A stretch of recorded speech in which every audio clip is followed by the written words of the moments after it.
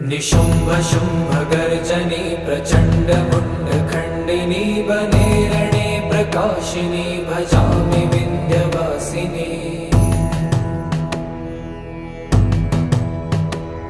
त्रिशूलमुण्डधारिणी धराविघातहारिणी गृहे गृहे निवासिनी भजामि विन्ध्यवासिनी।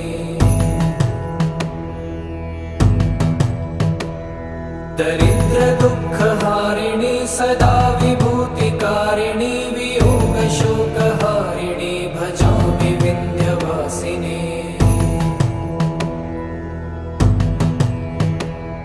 लसत्सुलोललोचनं लतासनं वरप्रदं कपालशूलधारिणी